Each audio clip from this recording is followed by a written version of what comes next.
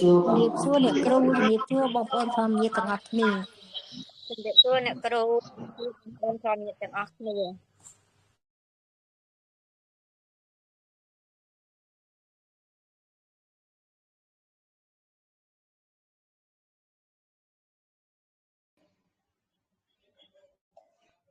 ចាសូមជម្រាបសួរចាខ្ញុំតាការណាសូមក្រាបថ្វាយបង្គំដល់គុណព្រះពុទ្ធគុណព្រះធម៌គុណព្រះសង្ឃนะโมตัสสะภะคะวะโตอะระหะโตสัมมาสัมพุทธัสสะนะโมตัสสะภะคะวะโตอะระหะโตสัมมาสัมพุทธัสสะนะโมตัสสะภะคะวะโตอะระหะโตสัมมาสัมพุทธัสสะរិកិរិយានមស្ការថ្វាយបង្គំនៃខ្ញុំព្រះករុណាចូលមានដល់ព្រះដ៏មានព្រះពាក្យអង្គនោះព្រះអង្គជាព្រះអរហន្តដ៏ប្រសើរទ្រង់ត្រាស់ដំណើរញយធម៌ទាំងពួងដោយប្រពៃចំពោះព្រះអង្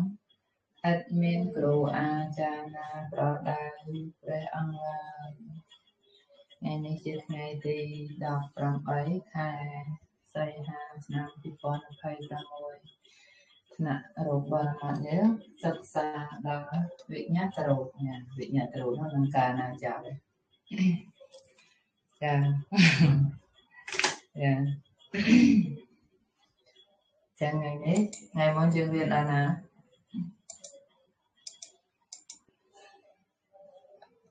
ដល់16នេះនៅអូននៅ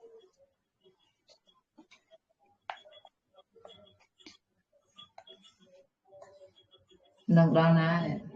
ទៅដល់នេះចិត្តដល់ដល់ឡើងទី16ចំណែកអ្នកគ្រូដល់ឡើងហ្នឹងប៉ុន្តែអ្នកគ្រូតែបានអានទេចា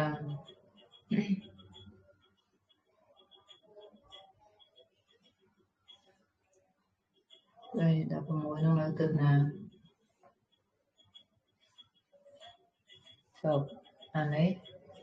កន្លែងនេះបញ្ញត្តិពីប្រការនេះរួចហើយនេះរួចហើយអញ្ចឹងនៅអដ្ឋកថាពោលនេះរួចហើយអញ្ចឹងអូដល់16នេះហ្នឹងហើយអ្នកគ្រូដល់16ហ្នឹងហើយលក្ខកថានេះកន្លែងនេះអត់តាន់ទៅយល់អត់តាន់ច្បាស់ហើយនេះខ្ញុំយល់ហើយនេះម្ដងទៀតអានេះយើងនិយាយសារហ្នឹងចឹងនិយាយនេះម្ដងទៀតណា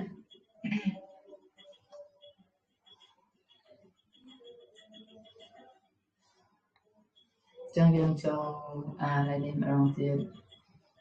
ចឹងយល់នេះម្ដងទៀត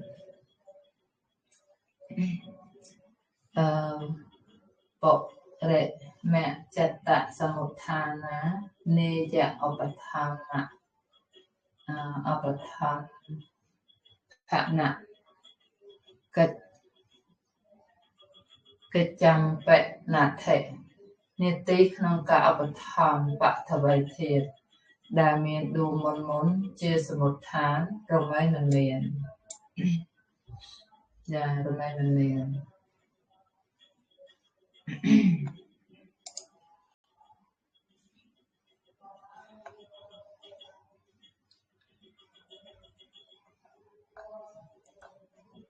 មិននេះ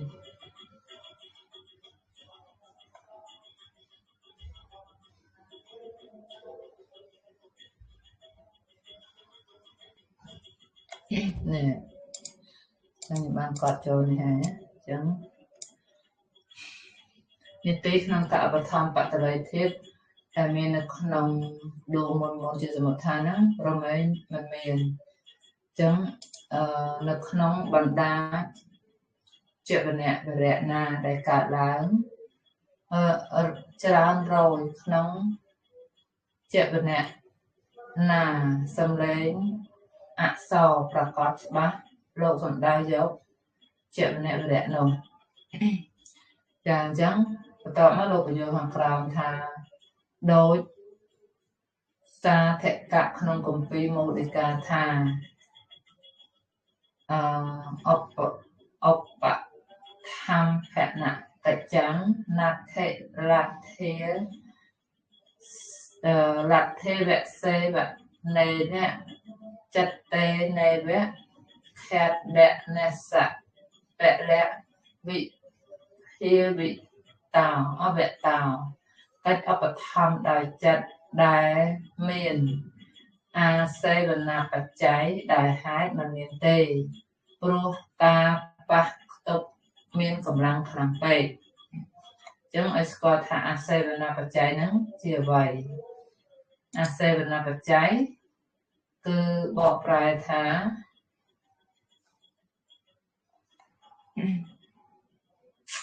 bạch cháy sai rồi rồi có ca chỉ bọn chết nó bị ca bắt đầu này xe bên nào bạch cháy nữa cứ chỉ bạch cháy để ca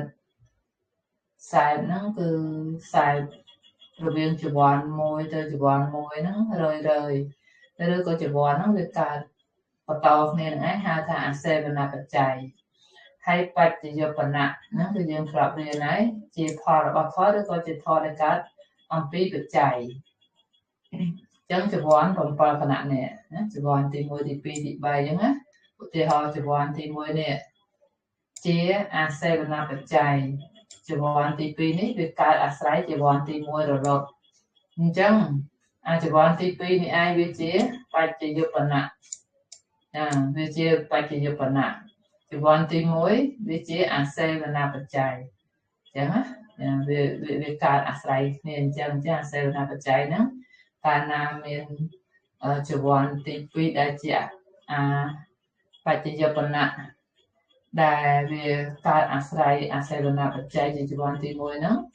nangai asko panang na ne cuban timur je asaluna baca cuban tipi je baca jawapan chẳng karena cuban tipi bangsa cuban timur daja asaluna baca hai kena chặt cuban timur nang kar hai có rồi từ chúng sẽ bọn thì phí có cắt bằng to cắt bằng to chúng cana thì bọn thì phí cắt ban này thì bọn thì mua ở đây chúng sẽ bọn thì phí khai chứ xe là nằm bạch chạy thì bọn thì bái khai tới chứ bái chỉ dập bái chặt vô bản nặng thò chẳng á chúng lúc vô thả nè lúc vô thả cách ở thầm đòi chặt đã chia xe bên nào bạch chạy đã hai nó cứ mình nghiêng tây prota bạc tổng nó bị làm về ban thì đây tha ban thì đây tha bây giờ là mình bắt đầu lại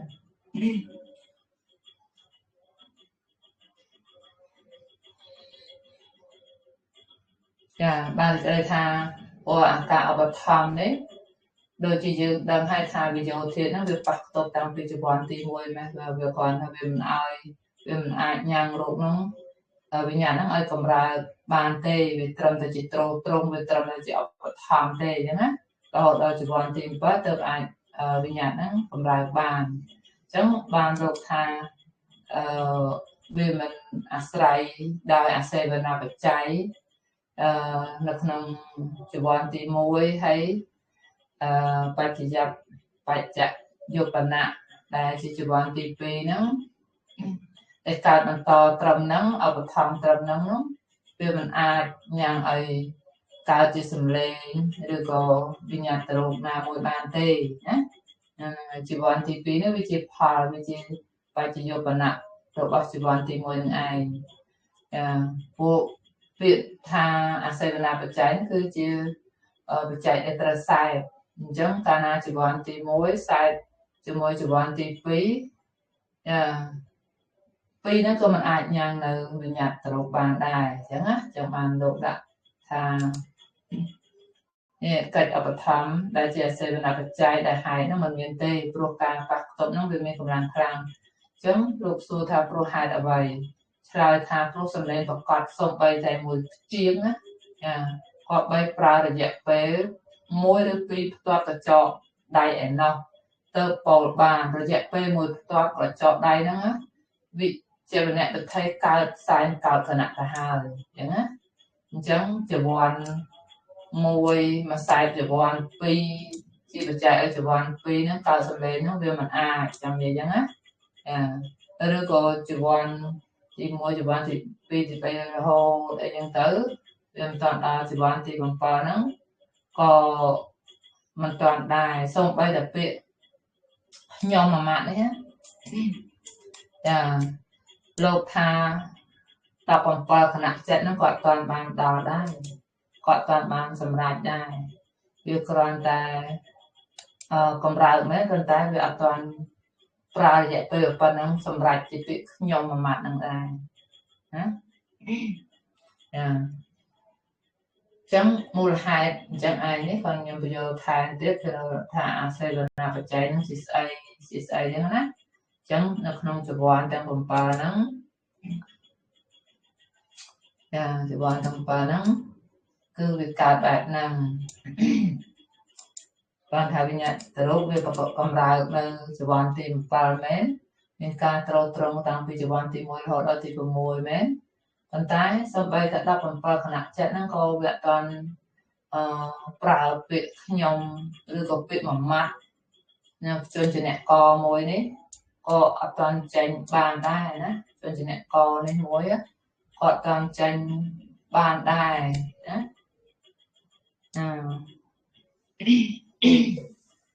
ពលលោកដាក់មកហើយអ្នកឃើញអត់នេះឆ្លើយថាមួយព្យាង្គហើយពាក្យមួយព្យាង្គនេះដឹងម៉ានេះមួយព្យាង្គគឺមួយម៉ាត់ដូចជាខ្ញុំមិញហ្នឹងអាហ្នឹងមួយព្យាង្គហ្នឹងមួយព្យាង្គឃើញទេមួយព្យាង្គក៏បែបប្រើរយៈពេលមួយផ្ទាត់កញ្ចក់ឬក៏ពីរផ្ទាត់កញ្ចក់លោកថាអាចមួយផ្ទាត់កញ្ចក់ឬពីរផ្ទាត់កញ្ចក់ហើយទៅពោលបាន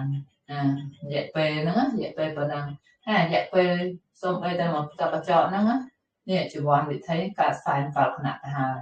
ឃើញអត់ចឹងហើយទៅអាសេវនបច្ច័យដែលជាហេតុញ៉ាំងឲ្យកើតវិញ្ញាណនោះអត់បានទេណាប៉ុណ្ណឹងចឹងខ្ញុំបញ្យល់បន្ថែមទៀត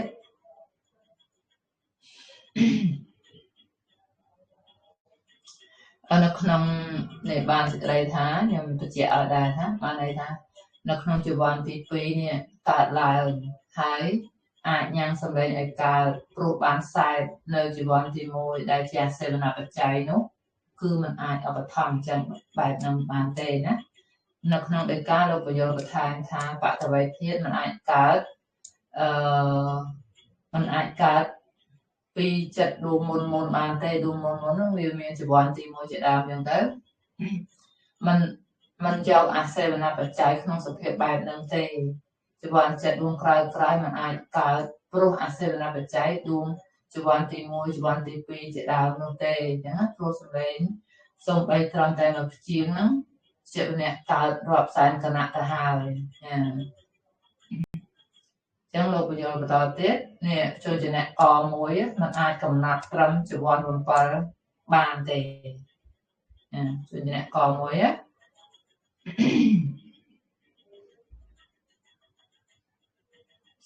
ចាចឹង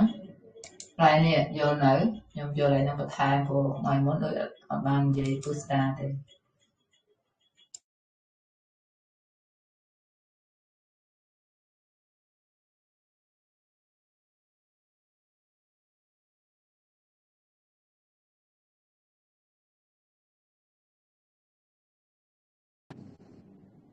ជំរាបសួរអ្នកគ្រូ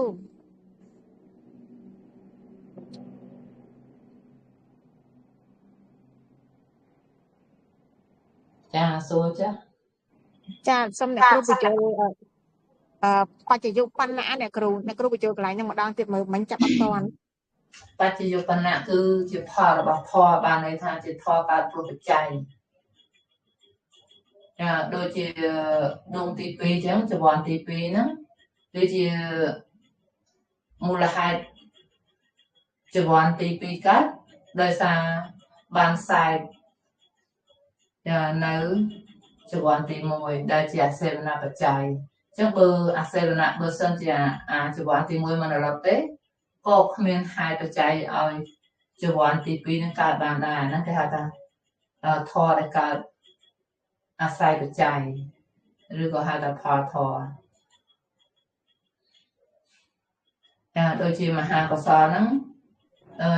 ជាហេតុចឹងទៅប៉ុន្តែដល់ពួកបានញ៉ាំវិបាកមកអាវិបាកហ្នឹងជាផលរបស់ធម៌ជាជាផលរបស់ធម៌ទៅបច្ចុប្បន្នចាសាធុអរគុណលោកច្រើនអ្នកគ្រូតនេះទៀត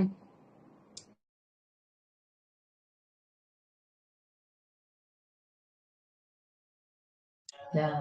រៀននិយាយទៅក៏ចេះខ្ញុំក៏ប្រឹងបងប្អូនក៏ប្រឹង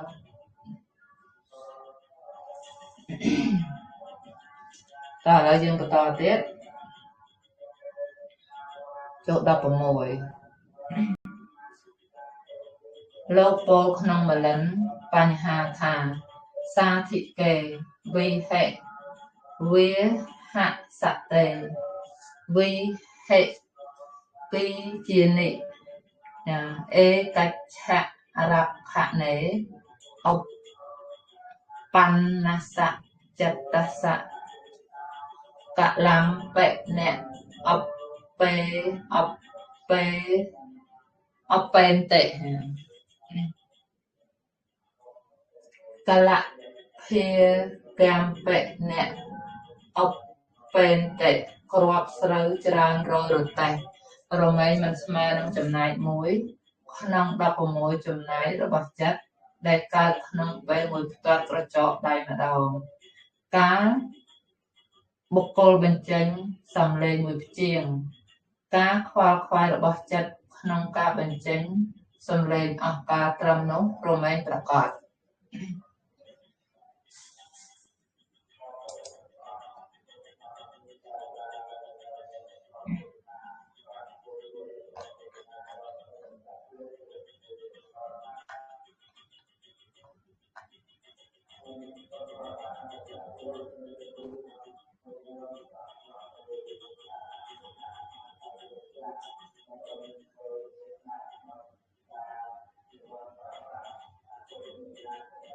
នេះអូន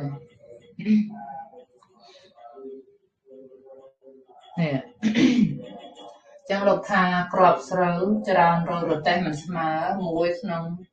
16នៃចំណែករបស់ចិត្តកើតឡើងមួយផ្ទាត់កញ្ចក់ម្ដង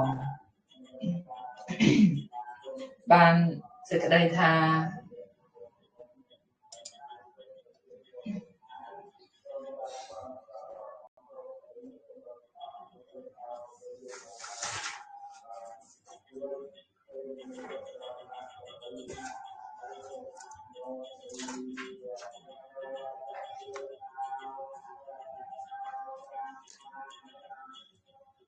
បានសេចក្តីថា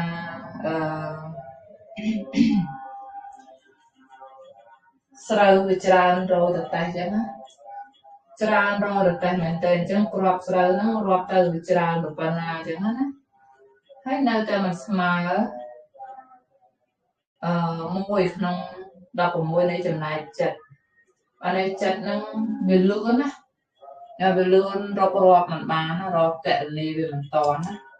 ណាលោកអញ្ចឹងណាវាអាចកណនីកើតលើកមើលលោកឧទាហរណ៍សំបីតែស្រូវច្រើនរយរតេះហើយមិនរាប់បាវទេគឺរាប់គ្រាប់ស្រូវនៅក្នុង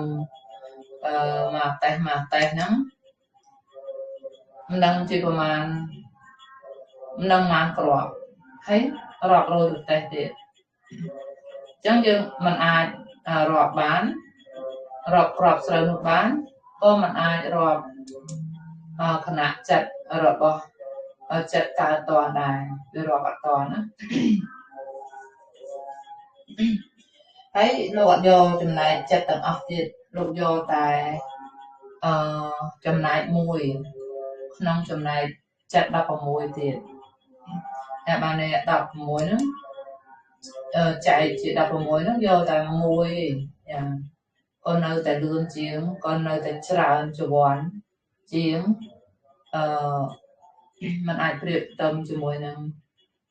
គ្រាប់ស្រូវរាប់រយរតេះទៀតអញ្ចឹងណាមែនស្រូវច្រើនជាងណាស្រូវវាច្រើនតែប៉ុន្តែគណៈចិត្តវាច្រើនជាងនឹងទៀតมันអាចប្រៀបបានអញ្ចឹងណា សូមបីតែក្របស្រូវច្រើនរាប់មិនអស់ហ្នឹងហើយតែគណៈចិត្តហ្នឹងក៏រាប់អត់តាន់ក៏ច្រើនក៏លឿនជាងចាក្របស្រូវនោះដែរអញ្ចឹង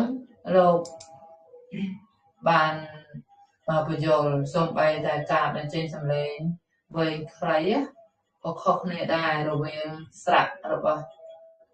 បាលីព្រោះយើងនិយាយចេញមកវាតកតងនឹងស្រៈហ្នឹងសូខ្លីហ្នឹងទៅរក្សាសូខ្លីវាមានអ៊ីអ៊ូអីហ្នឹងទៅទីខៈសម្លេងវែងនេះខ្ញុំរកកន្លែងសរសេរឃើញអាអ៊ីអូអេអោនេះអត់សេណាអ៊ីហ្នឹងរកកន្លែងសរសេរឃើញហ្នឹងខុសកន្លែងសរសេរឃើញខុសទៅនឹងសេមែនហ្នឹងគេសេរីណាអ្នកណាស្រាប់សរសេរអូអាអ៊ីហ្នឹងអាអ៊ីអូអេអោ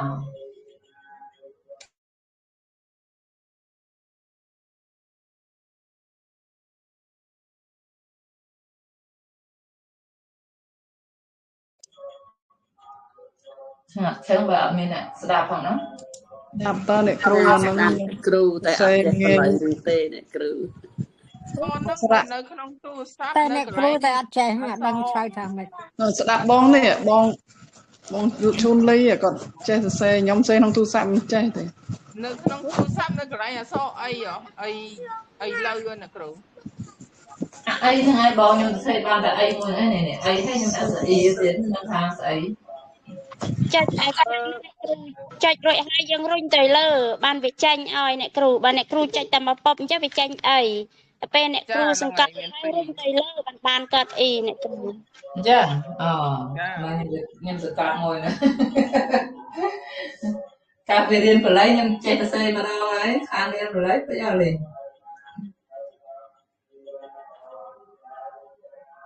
មើលសេកាត់មិនទាំងអីនេះមកទៅនេះមកមែន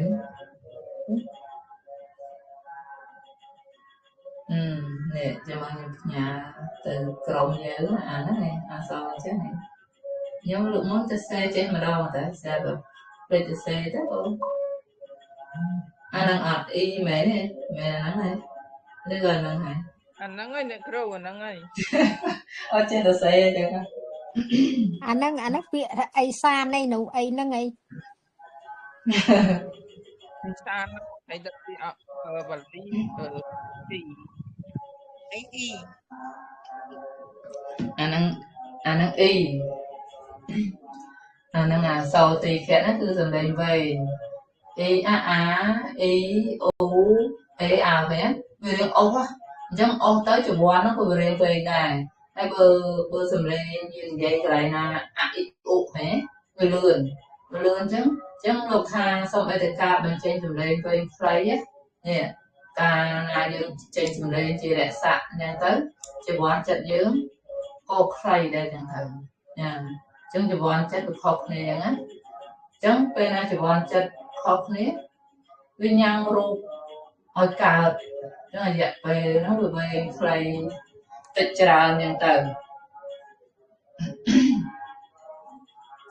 ដូចជាព្រះសម្មាសម្ពុទ្ធទ្រង់ពោលបាន16ម៉ាត់ព្រះអង្គពោលលឿនណាព្រះអនន្តពោលបានតែ1ម៉ាត់ទេហើយរយៈពេលស្មើគ្នាអញ្ចឹងណារយៈពេលស្មើនេះរយៈពេលស្មើគ្នារយៈពេលប៉ុណ្ណឹងព្រះអង្គពោលបាន16ម៉ាត់ព្រះអនន្តពោលបាន1ម៉ាត់ទេលឿនអញ្ចឹងកណនីតាមនឹងទៅចាព្រះអង្គពោលរយៈពេលប៉ុណ្ណឹងតែបានច្រើនម៉ាត់ព្រះអនន្តបានតែ1ម៉ាត់ទេប៉ុន្តែលឿនរបស់ព្រះអង្គលឿនស្ដាប់បានព្រោះដោយសារព្រះអង្គមានបញ្ញាលឿនបញ្ញារហ័សណាចឹងការបុគ្គលបញ្ចេញសម្លេងមួយព្យាង្គការខ្វល់ខ្វាយរបស់ចិត្តក្នុងការបញ្ចេញសម្លេងអស់កាលត្រឹមនោះរមែងប្រកបចាគឺចិត្តខ្វល់ខ្វាយនិយាយចេញមកថាខ្ញុំអញ្ចឹងណា ចឹងខណៈខ្ញុំនឹងចេញមកហើយរត់ទៅចឹងជីវ័នចិត្តត្រឹមពាក្យខ្ញុំហ្នឹងក៏រត់ដែរហើយជីវ័នកើតបន្តទៀតគឺខ្វល់ខ្វាយក្នុងវិរៈចេញមកជាជនជាអ្នកមានមួយព្យាង្គពីរព្យាង្គបីព្យាង្គតទៀតចឹងទៅណាចឹងមកព្យាង្គហៅថាអេកព្យាង្គពីរព្យាង្គតិព្យាង្គចឹងលើកពីបីព្យាង្គទៅហៅថាពហុព្យាង្គ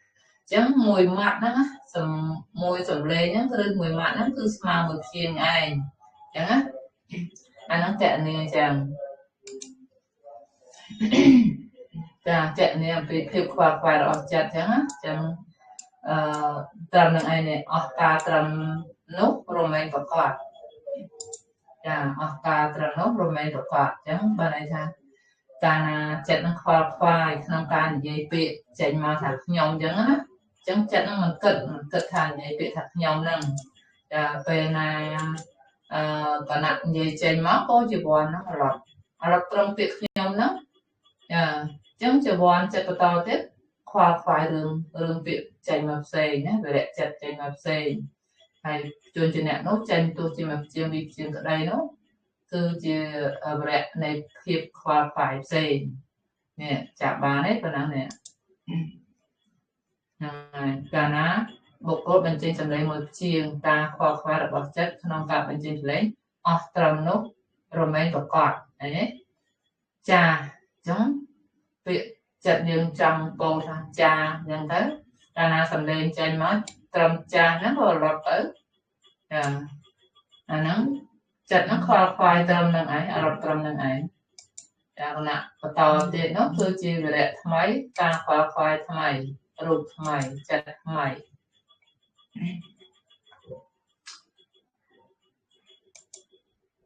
អាហ្នឹងកណនីអំពីជីវ័នចិត្តឲ្យដឹងថាការរលាស់អណ្ដាតនេះអលោះឲ្យប្រយ័ត្នព្រោះលោកគុណនៅជីវ័នជាកុសលអកុសលនោះគ្រប់ជីវ័នទី1អត់ចោលទេហើយច្រើនទៀតបើរលាស់គឺថា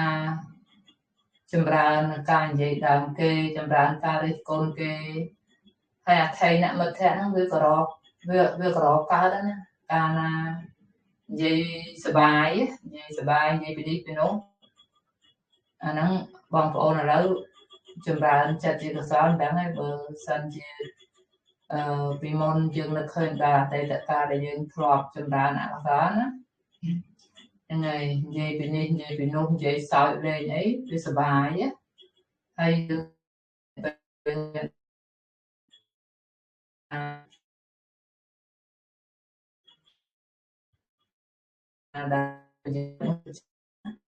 ហើយគុំនិយាយឬក៏រយទាំងទៅ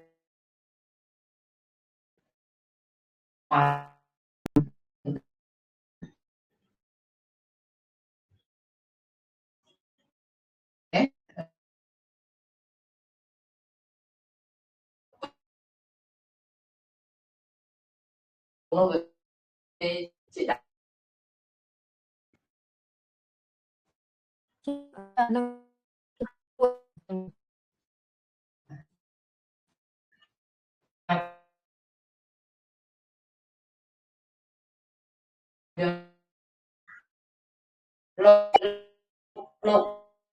លោកណា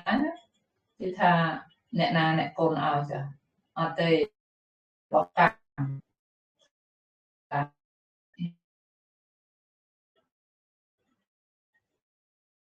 ឲ្យ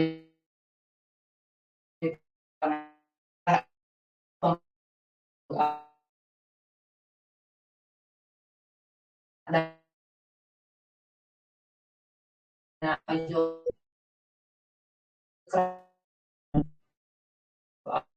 ត្រូវតែបានដាស់ដឹងសម្ដែងធម៌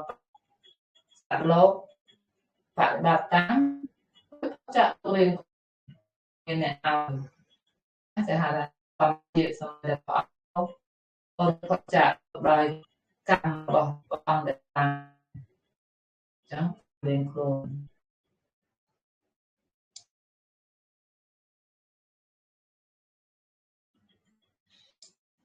តទីស្ងាត់មានចេះទៅណាចុះអានេះដូចជាបាត់អាកន្លែងហ្នឹងអាចចិត្តប្រមាណនោះទៅហោះអស់លេងអូនេះណែចឹងកន្លែងនេះវិញ្ញាតរោកាបញ្ចេញចម្លែងវិជ័យវិញ្ញាតវចនថាវាចាយៈអធិបេតាំងវិញ្ញាបេតិសយញ្ចតាយៈវិញ្ញាវិញ្ញាយតេតិវច័យវិញ្ញាតិធម្មជាតិឈ្មោះថាវច័យវិញ្ញាតព្រោះអត្ថាញាងអ្នកដតីឲ្យដឹងបំណងដោយវិចារហើយអ្នកដតីក៏ដឹងដោយវិចារនោះអញ្ចឹងពាក្យវិជ័យវិញ្ញាណហ្នឹងគឺជាធម្មជាតិដែល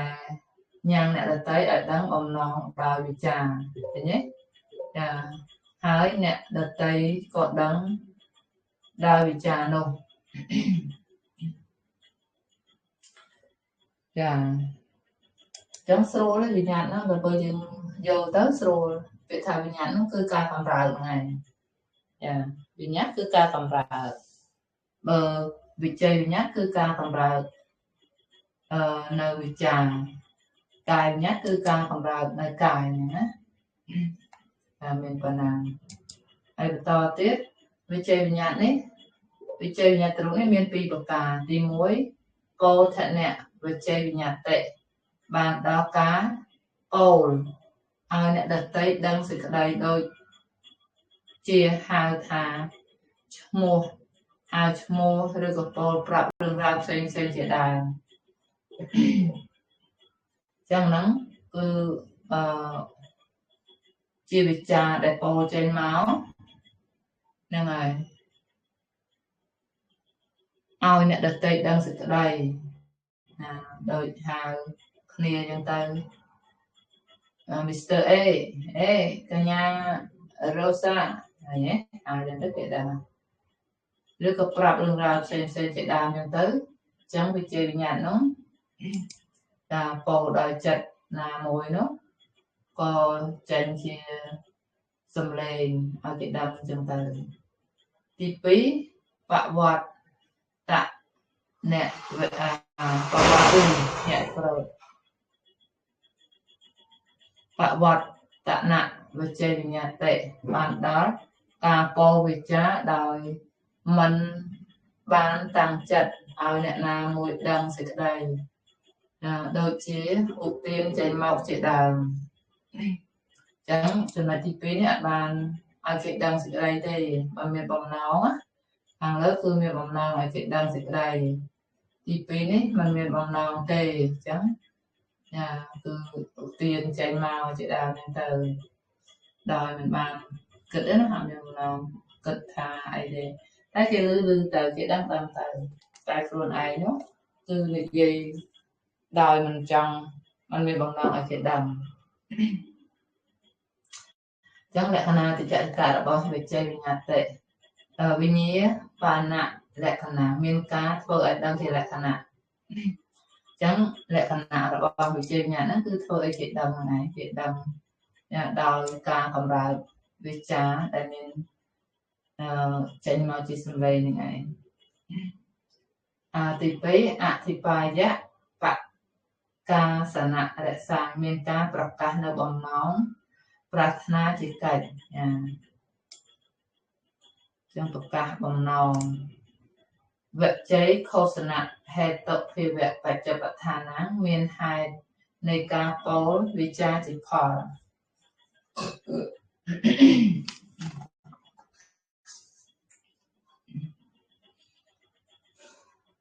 ទី4ចិត្តសមុដ្ឋានបតវៃធាតុបតដ្ឋានមានបតវៃធាតុតាំងឡើងពីចិត្ត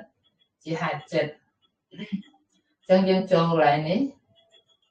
ចិត្តថ្ងៃនេះច្រើនយើងរៀនថ្ងៃនេះគឺចប់ឆ្លងកាត់កន្លែងនេះតិចទៅចប់ហើយសរុបចិត្តញ៉ាំងវិញ្ញាណនិងមិនញ៉ាំងវិញ្ញាណបានន័យថាចិត្តនេះមានចិត្ត ចំណែកខ្លះมันអាចញ៉ាំងវិញ្ញាណទៅរកឲ្យកើតទេណាហើយចិត្តចំណែកខ្លះញ៉ាំងអាចញ៉ាំងបាននេះសរុបចិត្តញ៉ាំងវិញ្ញាណនិងមិនញ៉ាំងវិញ្ញាណបានន័យថាក្នុងចំណែកចិត្តដែលលោកដាក់មកនេះចិត្តចំណែកខ្លះមិនញ៉ាំងវិញ្ញាណឲ្យកើតតាមទេចិត្តចំណែកខ្លះញ៉ាំងវិញ្ញាណឲ្យកើតឡើងដូចជាចិត្ត32ដួងនេះញ៉ាំងវិញ្ញាណទៅរកឲ្យកើតឡើងរមែងចិត្ត30ដួងចិត្ត32ដួងញ៉ាំងរូបឲ្យកើតឡើងរមែងឧបត្ថម្ភអិយាបថនិងវិញ្ញាណពីរឲ្យកើត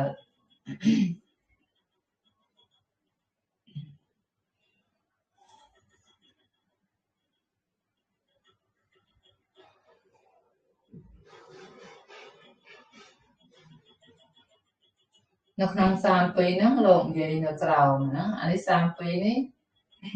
តែបាននិយាយបានថានិយាយទាំងអស់ក្នុង32ហ្នឹងវាអាចញ៉ាំងរូបឲ្យកើតឡើងផងអាចឧបត្ថម្ភអិយាបថផងនិងអាចញ៉ាំងវិញ្ញាណរូបឲ្យកើតផងញ៉ាំងរូបពីកើតផងនេះចិត្ត32ដួងណាបាននេះទាំង32ដួងនេះអាចទាំងអស់អាចញ៉ាំងរូបឲ្យកើតអាចឧបត្ថម្ភអិយាបថអាចញ៉ាំងវិញ្ញាណរូបពីឲ្យកើតអាហ្នឹង32ប៉ុន្តែក្នុងខាងក្រោមនេះនិយាយអំពីចិត្ត26ដួង26ដួងនេះគឺអបណា26នឹងឯងអបណាជីវ័ន26នឹងឯងគឺរូបាវចរៈកុសល5ដួងរូបាវចរៈកិរិយា5ដួងអរូបាកុសល4អរូបាកិរិយា4មគ្គ4ផល4ចឹងចិត្ត26ដួងនេះឯងគឺមិនញ៉ាំងវិញ្ញាណទៅឲ្យកើតទេតែមានកិច្ចពីរកិច្ចពីរដទៃទៀតណាទី1គឺញ៉ាំងរូបឲ្យកើតឡើងហើយកិច្ចទី2គឺឧបត្ថម្ភអិយាបថចឹងកុំឲ្យច្រឡំគ្នាអា32នេះវាអាចញ៉ាំងរូបឲ្យកើតផងវាអាចឧបត្ថម្ភអិយាបថផងនិងវាអាចញ៉ាំងវិញ្ញាណទៅឲ្យកើតផងប៉ុន្តែ26នេះគឺមិនញ៉ាំងវិញ្ញាណទេ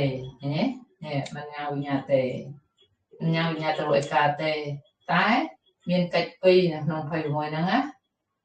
អាចញ៉ាំងរូបឲ្យកើតឡើងនឹងឧបត្ថម្ភអិយាបថឧបត្ថម្ភអិយាបថចឹងនៅក្នុងរូបញ៉ាំងរូបនោះវាមានមហាពុទ្ធរូប4អូចរៈរូប4អាហាររូប1បរិច្ឆេទរូប1វិញ្ញាណរូប2និងវិការៈរូប3លោកដាក់តាត់ពេកអញ្ចឹងតើទៅស្ដាប់ច្រើនមិនយល់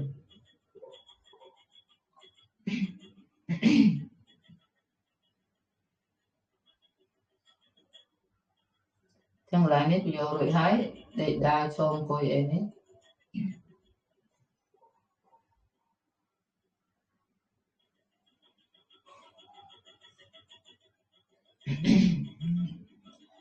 ចាអញ្ចឹងញ៉ាំងរូបឲ្យកើតឡើង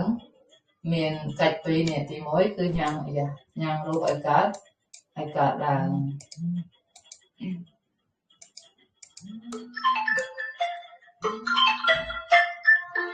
សូមទទួលទូរស័ព្ទមក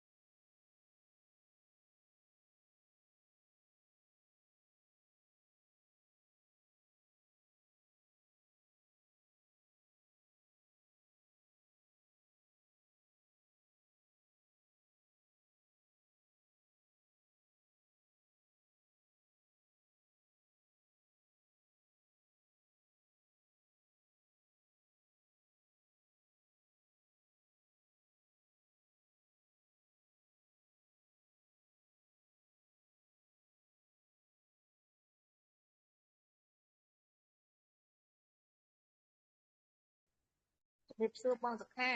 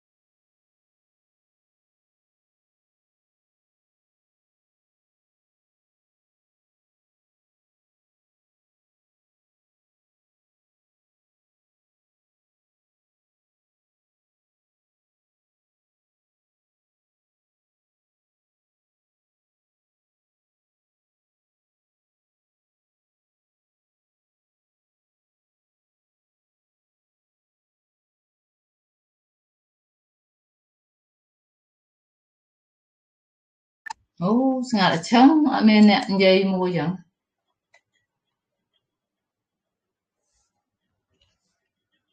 វិញខ្ញុំស្មានខ្ញុំដាច់ស៊ីផង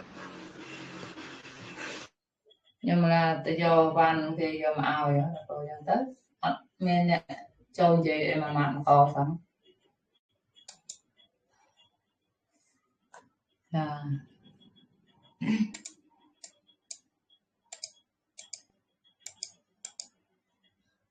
ចឹងមិញនេះយើងនិយាយបន្តទៀតចិត្ត26ដួងនេះគឺមិនញ៉ាំវិញ្ញាណរោគឲ្យកើតទេណាតែធ្វើកិច្ចពីរកិច្ចទី1ញ៉ាំរោគឲ្យកើតកិច្ចទី2ឧបត្ថម្ភឥរិយាបថ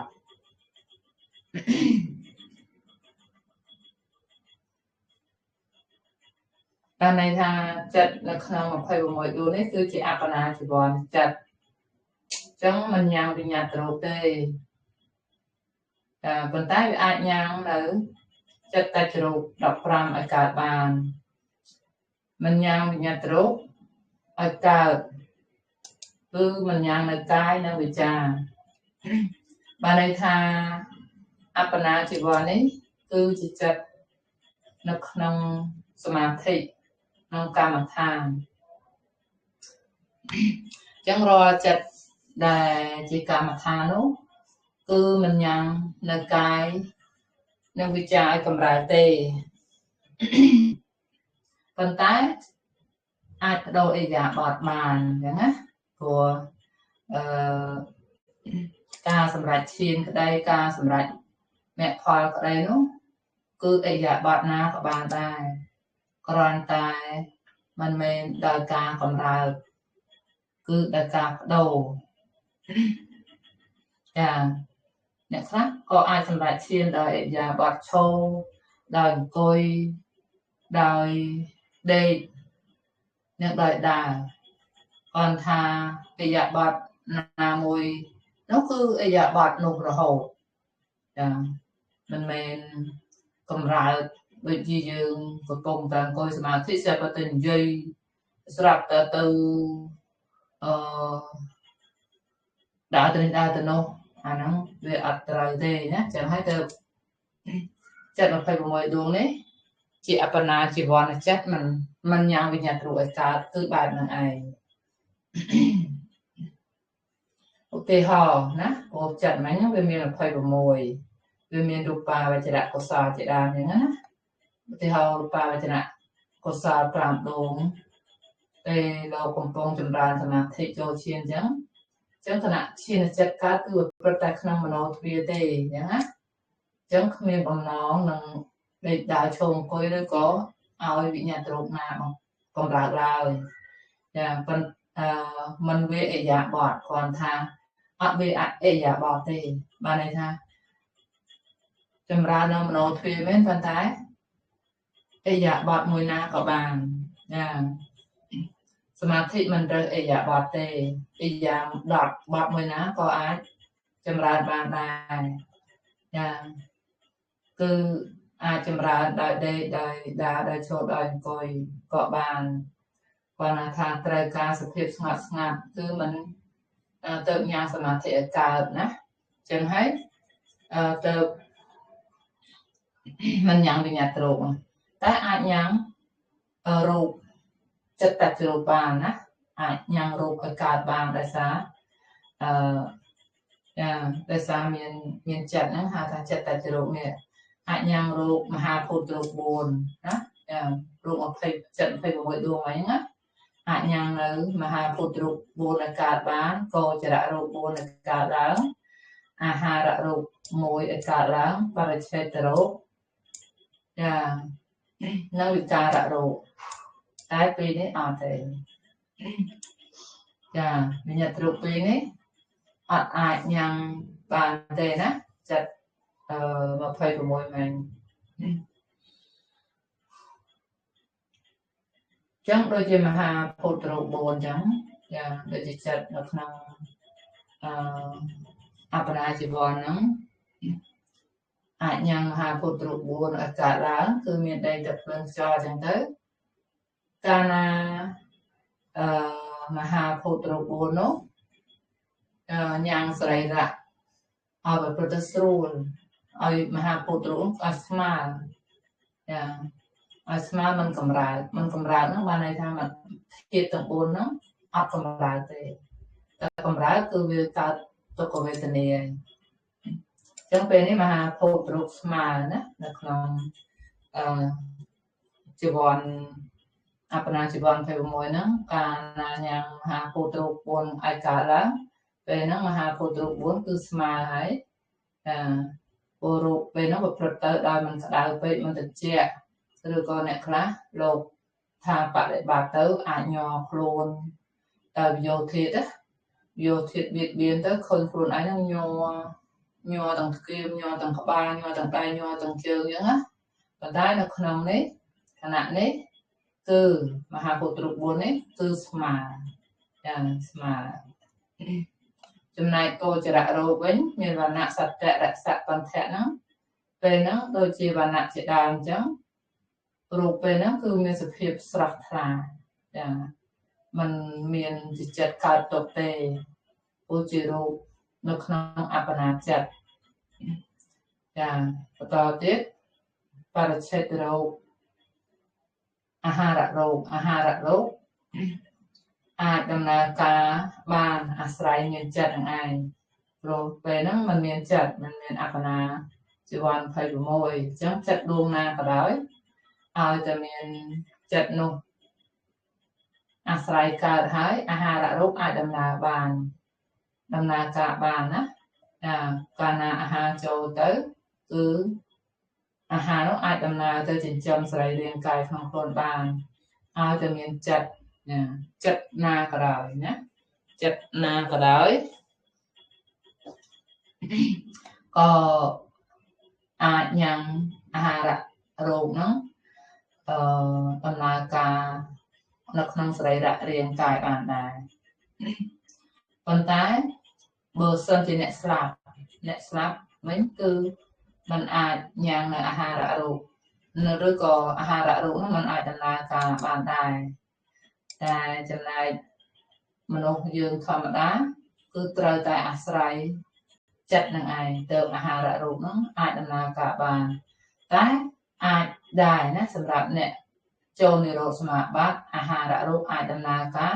ដោយមិនបាច់មានចិត្តតតិរោគតែមិនបាច់មានចិត្តតតិរោគទេចឹងចូលវិការៈរូប3ណាម៉ែនេះយើងនិយាយនេះបរិច្ឆេទមិននិយាយទេយើងនិយាយវិការៈរូប3ចឹងវិញ្ញាណរូបនេះអត់ទេចឹងកាលណាចិត្តជីវ័នចិត្តអបណាជីវ័ន26មិញហ្នឹងដួងណាក៏ដោយអាចញ៉ាំវិការៈរូប3ឲ្យកើតហ្នឹងគឺកាលណាកើតអបថៈអិយាបថព្រោះអិយាបថទាំងឡាយប្រព្រឹត្តទៅដោយស្រួលដោយងាយនោះអាស្រ័យវិការៈរូប3នេះឯងណាដូចជារូបបរិហុតាមានសភាពស្រាលអញ្ចឹងពេលហ្នឹងសុខភាពយើងល្អគឺមានសភាពស្រាលហាងរហូតអញ្ចឹងណារូបបមុទុតាចឹងមានសភាពទុំបត់បែនអីស្រួលងើបក៏លឿនអង្គុយក៏លឿនដេកក៏លឿនអីជាដើមអញ្ចឹងទៅដោយសារសភាពហ្នឹងទុំណាទុំហើយនឹងរហុតាស្រាលហើយរូបមួយទៀតរូបកម្មញ្ញតាគួរដល់ការងារចឹងពេលណាសុខភាពយើងល្អគឺឧបត្ថម្ភឲ្យសភាព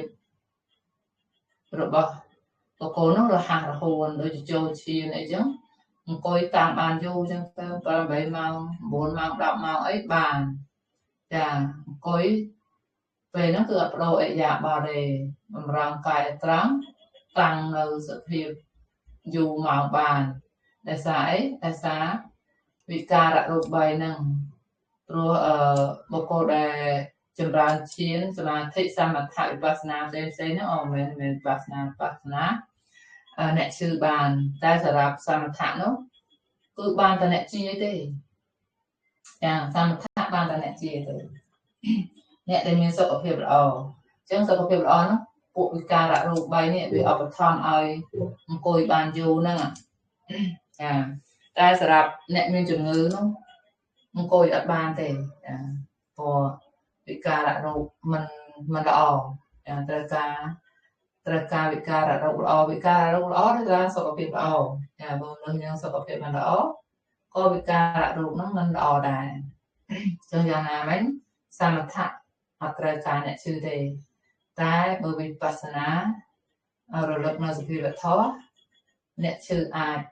ចាអ្នកជឿអាចចម្រើនបានដោយកំណត់វេទនាចាកំណត់ការជឿនោះមិនមែនខ្លួនអ្នកជឿវាត្រឹមតែជាការប្រព្រឹត្តឡើងនៃវេទនា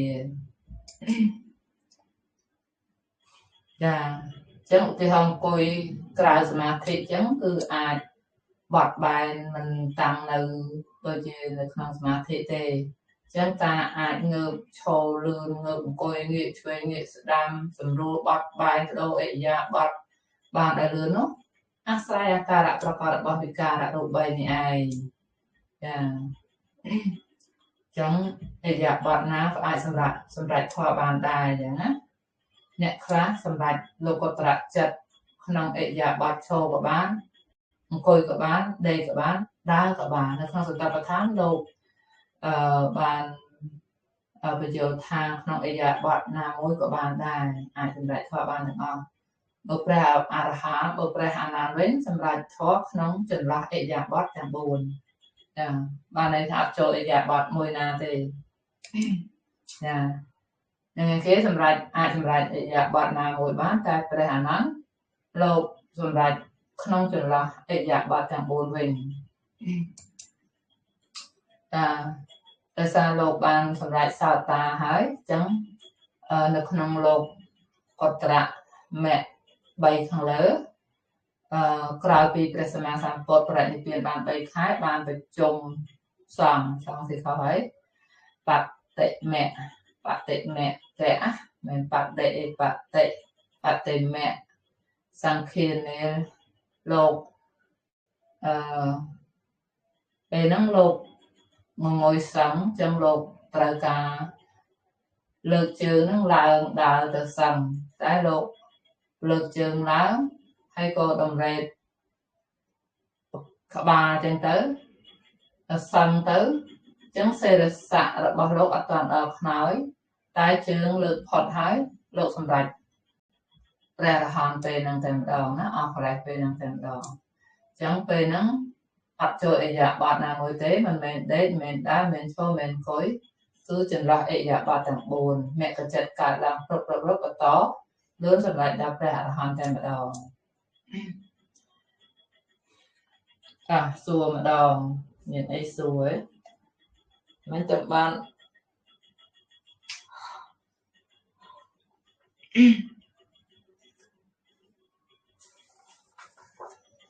សួរអ្នកគ្រូសុំសួរអ្នកគ្រូមកកន្លែងលេខ40លេខ42មិញលេខរៀន42ដូច42ណាទំបញ្យោបាន26ណាអូតែទៅលើវិញអ្នកគ្រូទៅលើវិញអត់ទេមាន42ទេទៅលើ32ហ្នឹងមិញ32ពូមានក្រុមគេហ្នឹង42ខ្ញុំដូច42មិនទាន់ដល់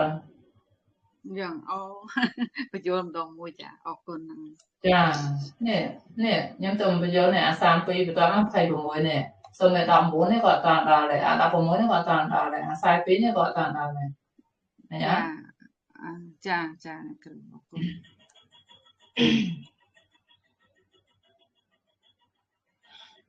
ចាតទៀតខ្ញុំមិនទូរស័ព្ទនេះដាក់ណាទៅ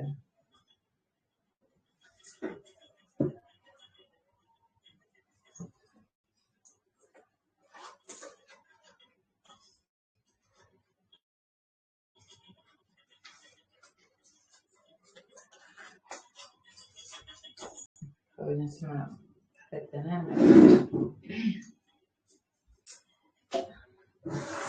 តែឥឡូវយើងចូលបញ្យល់មួយទៀត19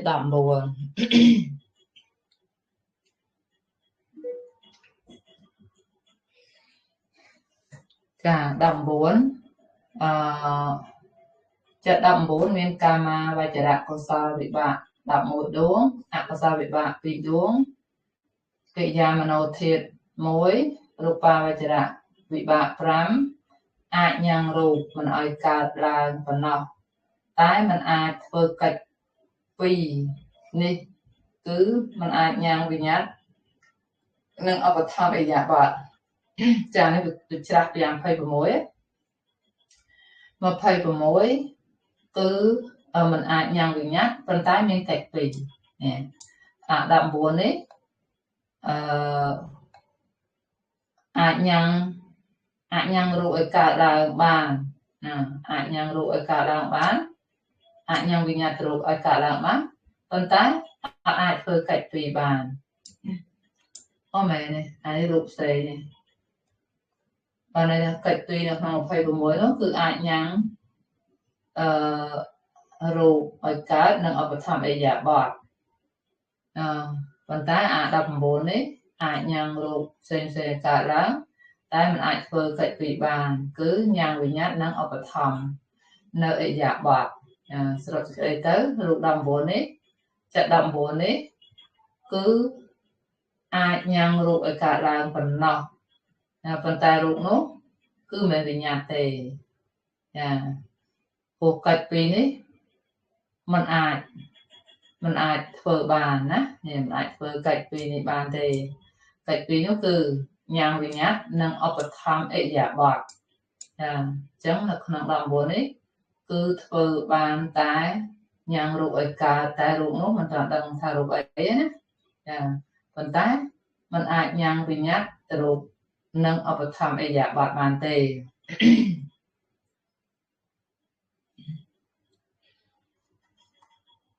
ចឹងកាមាវចរៈកុសល11នោះមានអីខ្លះទូអ្នកគ្រូខ្ញុំថាសួរហ្នឹងខ្ញុំរៀនមុនខ្ញុំត្រឡប់នឹងចាំវត្តតានកន្លែងហ្នឹងចាចឹងប៉ាកាមាវចរៈកុសលវិបាក11ខ្ញុំថាសួរអ្នកគ្រូហ្នឹងអ្នកគ្រូមហាវិបាក8មហាវិបាក8ចាអហេតុកៈកុសលវិបាកដួងទី6ដួងទី7និងដួងទី8អាហ្នឹងពេលខាកុសលវិបាកមិនពេលខាសោមនស្សមួយសន្ពេលខាសន្តិមួយអ្នកគ្រូកន្លែងហ្នឹងចានិយាយរួមតទេ11ហ៎បងតទេ11មហាវិបាក8តទេ11យល់ហើយអ្នកគ្រូចឹងចាចឹងជម្រាបសួរអ្នកគ្រូខ្ញុំសួរឡើងនឹងតិចទៅសួរថាកាមាវចរៈកុសល10វិបាក11ហ្នឹងយើងយកមហាវិបាកពុះវិបាក11ដួងណាមហាវិបាក8និងសន្តិ3ឯអ្នកគ្រូអាហ្នឹងអត់ទេអត់សន្តិ3ទេសន្តិ3អានេះអកុសលហ្នឹងអូចាអានេះយកទូកុសលណាយកកុសលយកដួងទី6ទី7ទី8អ្នកគ្រូចាហ្នឹងហើយយកទូកុសលខ្ញុំឆ្ងល់ហ្នឹងដែរចានេះឃើញលោកដាក់នេះកាមាវចរៈកុសលវិបាក11ចឹងយើងយកទៅទូកុសលបានហើយជាកុសលវិបាកខាងកុសលទេប៉ុន្តែបើរាប់សន្តិ3ក៏ត្រូវដែរប៉ុន្តែមិនត្រូវក្នុងកន្លែងហ្នឹងឯងសន្តិ3វាបូកនឹងណែទៀតហ្នឹងអញ្ចឹងកុសលវិបាក2នេះគឺហ្នឹងដួង6 7វិញអ្នកគ្រូអកុសលដួងទី6ទី7បងចាខាងអកុសលណាចាឃើញទេជាសន្តិ3តែបូកមួយអកុសលមួយនេះឃើញទេចឹងសរុបសេចក្តីទៅកុំឲ្យច្រឡំណាយថាសន្តិ3កាមាវចរៈ11នេះកាមាវចរៈកុសលវិបាក11នេះមានមហាវិបាក8អហេតុកៈកុសលវិបាកដួងទី6ដួងទី7និងដួងទី8រៀបសួរអ្នកគ្រូយល់មិញដួងទី6មិនមែនជាតទេណាអ្នកគ្រូអញ្ចឹងត10ដួងទៅហើយសន្តទេ10ដួងទៅអ្នកគ្រូតទេ10អនុសម្បដិឆន្ទៈហ្នឹងទី6សម្បដិឆន្ទៈហ្នឹងហើយសម្បដិឆន្ទៈចាអញ្ចឹងតទេ10វិញអញ្ចឹងអរគុណចាតទេ10អញ្ចឹងមិនមែនតទេ11និយាយដល់ទេសំម្ដងទៀតចាប់អត់បានផងហ្នឹងចាដល់ទៀតអញ្ចឹងនៅក្នុងចិត្ត19នេះមានកាមាវចរៈកុសលវិបាក11ដួង11ដួងនោះមានមហាវិបាក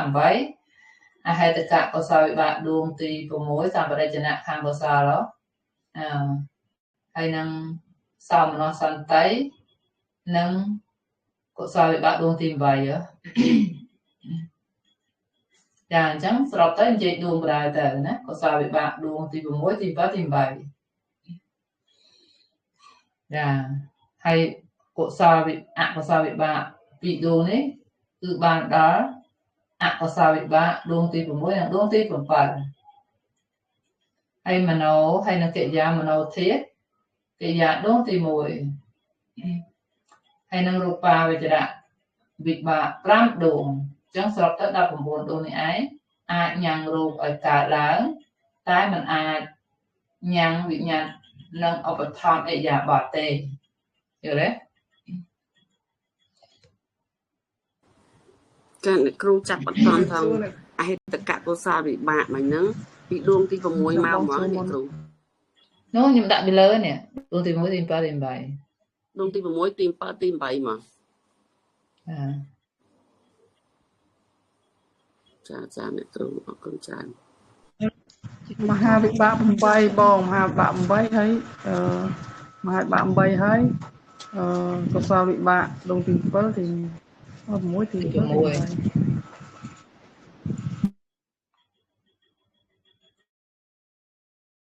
តាខ្ញុំសេលើអេក្រង់ហើយរិចមើលទៅចាអ្នកគ្រូចាអរគុណចាអ្នកគ្រូ រៀបសួរអ្នកគ្រូខ្ញុំសូមសួរអាឡើងកិច្ច2ហ្នឹងអាកិច្ច2ហ្នឹងគ្រាន់តែយកកិច្ច2ហ្នឹងបានន័យថាញ៉ាំងវិញ្ញាតរូបហ្នឹងចាអត់យល់ឥឡូវស្ងៀមគេមិនត្រូវទៅយល់ផងហ្នឹងខាងលើឥឡូវណាអត់យល់ណាទៀត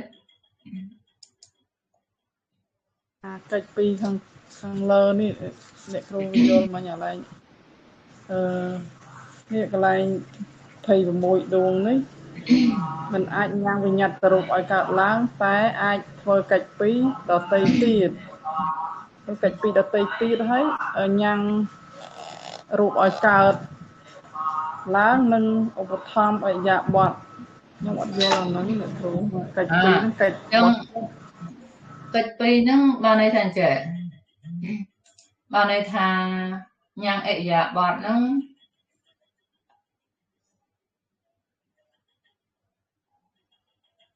នេះញ៉ាំងអរិយាបថហ្នឹងឧទាហរណ៍ថារូបាវចរៈកុសលពេលចូលឈានហ្នឹង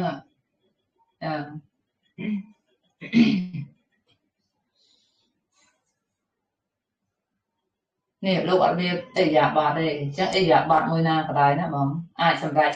ឈានសម្រេចមគ្គសម្រេចផលហ្នឹងនៅក្នុងអរិយាបថណាក៏ដោយឃើញទេនឹងមិនញ៉ាំងអរិយាបថឧបត្ថម្ភនៅអរិយាបថច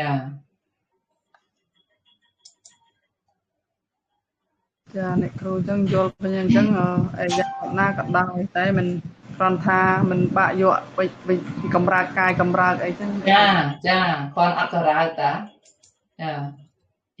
ពួកនៅក្នុងការសមាធិគេមិនត្រូវការភាពស្ងប់ស្ងាត់ហើយបើយើងទៅរោឡាហ្នឹងស្ងប់អត់យើងទៅប្រកាច់ប្រកិនហ្នឹងស្ងប់អត់ណាប្រកាច់ដោយកាយប្រកាច់ដោយវិចារហ្នឹងស្ងប់អត់អត់ទេអ្នកគ្រូយល់វិញយ៉ាងណាអត់កម្រើកកាយអត់កម្រើកកាយហ្នឹងហើយអត់កម្រើកវិញ្ញាណទេណាអត់ញ៉ាំងវិញ្ញាណទេប៉ុន្តែអត់វាអរិយាបថទេអរិយាបថណាក៏បានដែរអាចសម្រេចលោកអត្រចិត្តក៏បានអាចសម្រេចនៅសមថៈវិបស្សនាបានទាំងអស់គ្រប់អរិយាបថគ្រប់អរិយាបថប៉ុន្តែគ្រាន់ថាមិនមែនជាវិញ្ញាណអញ្ចឹងពាក្យវិញ្ញាណយើងដឹងហើយការកម្រើកហើយយើងឲ្យច្បាស់ថាទិដ្ឋិហៅថាវិញ្ញាណគឺការកម្រើកបើកាយកម្រើកកាយបើវិចារកម្រើកវិចារហើយកាលណាកម្រើកវិចារពេលណាវាមានចិត្តវាមានសម្លេងចេញមកឡូឡាញ៉ៃញ៉ៃនឹងសមាធិមិនកើតខ្ញុំយល់វិញទៅចាអ្នកគ្រូដោយសារវិញ្ញាណដឹងតែការកម្រើកតែដល់ពេលថាការញ៉ាំងមិនគឺការញ៉ាំងរូបឲ្យកើតដល់ពេលអាកន្លែងឧបត្ថម្ភខ្ញុំអត់យល់មកឧបត្ថម្ភអរិយាបថតែការឧបត្ថម្ភអរិយាបថអញ្ចឹងអរិយាបថកន្លែងនេះឧបត្ថម្ភនេះបងនេះឧបត្ថម្ភនេះវិការៈរូប3នេះគេនេះឧបត្ថម្ភវិញពេលណា វិការៈរូប3នេះឯងវាជាអ្នកឧបត្ថម្ភអញ្ចឹងធ្វើឲ្យអ្នកអង្គុយសមាធិនេះវាអាចអង្គុយបានយូរឧបត្ថម្ភឲ្យអង្គុយតាំងបានយូរយល់ទេចាអានោះសម្រាប់អ្នកសមាធិតែសម្រាប់អ្នកអសមាធិវិញគឺយើងរស់នៅបច្ចុប្បន្ននេះគឺយើងអាចបាត់បែនបដូរឥរិយាបថដោយអាការៈលឿនរហ័សហ្នឹងគឺអាស្រ័យនៅវិការៈរូប3ហ្នឹងឯងអាហ្នឹងវាឧបត្ថម្ភបែបហ្នឹងណា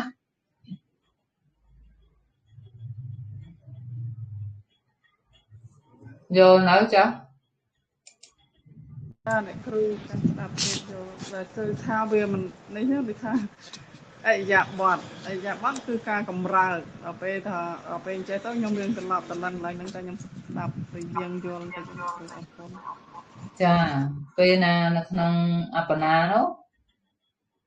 វាទៅឧបត្ថម្ភអរិយាប័ត្រហ្នឹងគឺឲ្យអង្គុយតាំងបានយូរអត់ធុញទ្រាន់នៅក្នុងអរិយាប័ត្រទេអង្គុយទៅវាអត់ចប់អត់ប្រពន្ធអត់ក្តៅអត់កាហាយអត់កម្រើកអត់ញ័រអង្គុយទៅវាអត់មានញ័រឃើញអ្នកខ្លះញ័រធ្គាមអ្នកខ្លះញ័រដៃញ័រជើងវាយោធាតហ្នឹងវានេះណាអញ្ចឹងអត់ទេមហាពុទ្ធរូបបុណ្យរបស់លោកស្មើវាឧបត្ថម្ភអញ្ចឹងណា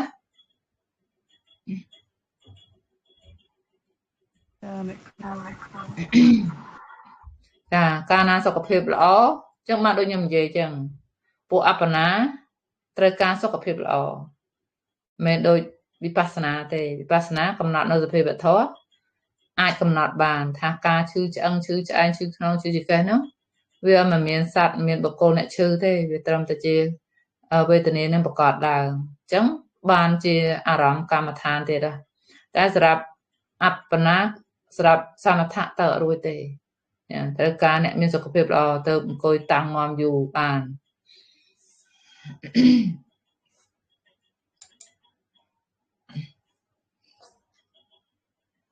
ចឹងយើងបញ្យល់អ16បន្តទៀត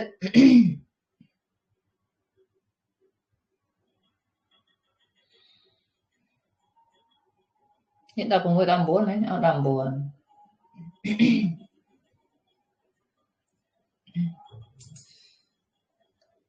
នេះចឹង19នេះនិយាយម្ដងទៀតបានន័យថាអាចញ៉ាំងរូបបានប៉ុន្តែมันអាចញ៉ាំងវិញ្ញាតនិងឧបត្ថម្ភអរិយាប័ត្របានទេ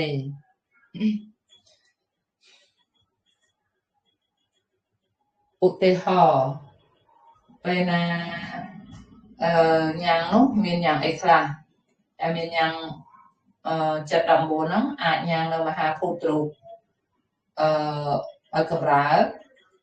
ចាឲ្យកើតមានកម្រើកមានកម្រើកឲ្យកើតណាញ៉ាំងមហាភូតរូបឲ្យកើតឬអវិនិធករូប8ឲ្យកើតហ្នឹងហើយឲ្យប្រព្រឹត្តទៅអញ្ចឹងណាចាហើយលោកថាជាពិសេសគឺញ៉ាំងអវិនិធករូប8នេះឯងបានតែប៉ុណ្្នឹងឯងណាព្រោះវាជាវិបាកនេះចាវាជាវិបាកទេអញ្ចឹងណាវាកម្លាំងវាខ្សោយអញ្ចឹងវាអាចញ៉ាំងត្រឹមតែអវិនិធករូប8នេះឯងញ៉ាំវាញ៉ាំរូបហ្នឹងណារូបបែបហ្នឹងចាឧទាហរណ៍ថាគណៈបរិសិទ្ធិណាគណៈបរិសិទ្ធិអញ្ចឹងថាបុគ្គលបរិសិទ្ធិនៅមហាវិបាកដួងទី1អញ្ចឹងអាចញ៉ាំងកម្មជ្រូបរូបឯកើតពីកម្មហ្នឹងឲ្យកើតបានចាបើមនុស្សយើងគណៈបរិសិទ្ធិអញ្ចឹងអាចញ៉ាំងនៅកលាប3ណាចាកាយទេសកៈកលាបវត្ថុទេសកៈកលាបភាវៈទេសកៈកលាបហ្នឹងហើយអញ្ចឹងគណៈបរិសិទ្ធិរូបនោះក្នុងគណៈនោះរូបក្នុងគណៈនោះក៏កើតឡើងរូបណាដែលបរិសិទ្ធិអាចញ៉ាំងបានរូបនោះក៏កើតឡើងគណៈបរិសិទ្ធិនឹងឯងហ្នឹងហើយដែលហៅថាចិត្ត19ដែលជាតួសុទ្ធវិបាកនេះអាចញ៉ាំងរូបបែបនឹងឯងមិនមែនជាវិញ្ញាតរូបទេហើយក៏អត់មានឧបត្ថម្ភនៅអរិយាប័ត្រដែរគឺញ៉ាំងរូបបែបហ្នឹងណាឧទាហរណ៍ថាគណៈបរិសិទ្ធិរូបណាដែលត្រូវកើតគណៈហ្នឹងគឺរូបនឹងឯង រូបឯងកើតឡើងក្នុងគណៈបរិស្ថិនឹងឧទាហរណ៍ថាទេវតាកំណើតទេវតាមិនហ្នឹងនិយាយពីកំណើតមនុស្សកំណើតទេវតាកើតឡើងរូបគ្រប់មិនមែនដូចមនុស្សទេមនុស្សកើតមកនៅបរិស្ថិភ្លាមអត់មានរូបគ្រប់ទេតែទេវតាតែពេលកើតឡើងគឺគេមានរូបគ្រប់មានតិចភ្នែកច្រមុះអីទាំងអស់ណាកាយទាំងអស់គ្រប់មែនតែมันអាចញ៉ាំងរូបឲ្យកើតបានទេព្រោះជាចិត្តតែមានកម្លាំងខ្សោយវាជាវិបាកចិត្តណាអាហ្នឹងអញ្ចឹងនិយាយពីនៅក្នុងប្រវត្តិកាលព្រោះវិបាកហ្នឹងក៏ជាប្រវត្តិកាលដែរនៅក្នុងប្រវត្តិកាលដូចជាយើងគេងលក់យើងគេងលក់អញ្ចឹងបកលណាដែលប្រសិទ្ធដោយមហាវិបាកដួងទី1ធ្វើកិច្ច4វាមានប្រសិទ្ធប្រវាំងចុតិតតិអញ្ចឹងពេលគេងលក់ហ្នឹងរូបដែលកើតគណៈហ្នឹងគណៈគេងលក់ហ្នឹងគឺបានគណៈពេលគេងលក់ហ្នឹងក៏ចិត្តហ្នឹងនៅមានដំណើរការធម្មតាដែរលោកអាចចរនានៅប្រវាំង17គណៈចិត្តដូចគ្នាណាវាមានឧបច្ចយៈសន្តតិចរតាអនិច្ចតាណាពេលចិត្តនៅក្នុងប្រវាំងដូចលក់ហ្នឹងអញ្ចឹងមាន17គណៈដូចគ្នាណាចានៅក្នុង17ហ្នឹងចាស់ម្ដងប្រវាំងគណៈទី17ហ្នឹងណាឈ្មោះថាស្លាប់ម្ដងឈ្មោះថាអនិច្ចតាវាបែកធ្លាយវាបែកធ្លាយឃើញទេអញ្ចឹងសូម្បីតែកំពុងអដេកហ្នឹងណាកំពុងអដេកលក់ហ្នឹងរូបធម៌នាមធម៌ក៏បែកធ្លាយដែរក៏ស្លាប់ដែរណាគេលក់បានមួយយប់បែកធ្លាយឬក៏ស្លាប់អស់មួយយប់អញ្ចឹងចិត្តកើតរូបកើតណាអានេះរូបហ្នឹងកើតអាស្រ័យចិត្តអញ្ចឹងពេលណាចិត្តបានថាចិត្តវា17មែនតែរូបស្មើមួយអញ្ចឹងវាស្មើគ្នារត់ស្មើគ្នាគាត់ថាពេលនោះរូបមានតែមួយទេចិត្តវាមាន17ខណៈតែពេលរត់ហ្នឹងគឺស្មើគ្នានឹងឯងណាគឺមហាភូតរូប4កោចរៈរូបនឹងឯងជាដំណើររបស់រូបទាំងអស់នឹងឯងណា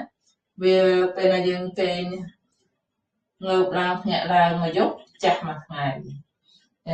ចាស់មួយខែចាស់មួយឆ្នាំអញ្ចឹងចាស់រហូតសកម្មភាពដែលយើងធ្វើរាល់ថ្ងៃហ្នឹងកើតឡើងហ្នឹងគឺជាការកើតឡើងរបស់រូបដែលអាស្រ័យចិត្តរូបដែលអាស្រ័យចិត្តហ្នឹងពេលណាបែកធ្លាយវាបែកធ្លាយទៅជាមួយគ្នាទាំងចិត្តទាំងរូបហ្នឹងណាវាជាចរិយារបស់រូបហ្នឹងទាំងរូបទាំងចិត្តហ្នឹងគឺវាចរិយាម្ដង17គណៈហ្នឹងណាគណៈធិតិតាំងនៅក្នុងកំឡុងពេល17ហ្នឹងណាជាចរតារូប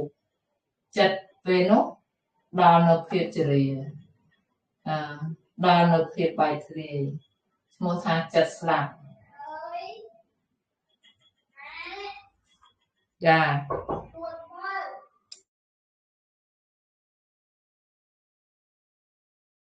ជ្រាបសួរអ្នកគ្រូណាឥឡូវសុំស្រេះប៉ុណ្ណឹងចាស់ទួតខ្ញុំវិលទៀតហើយចាអញ្ចឹងខ្ញុំសុំបញ្ចប់ប៉ុណ្ណឹងចាស់តែមើលគាត់ខេសិនប្រើចៅឲ្យមកហើអញ្ចឹងប៉ុណ្ណឹងចាស់ណាខ្ញុំចាអរគុណច្រើនអ្នកគ្រូចាជម្រាបលា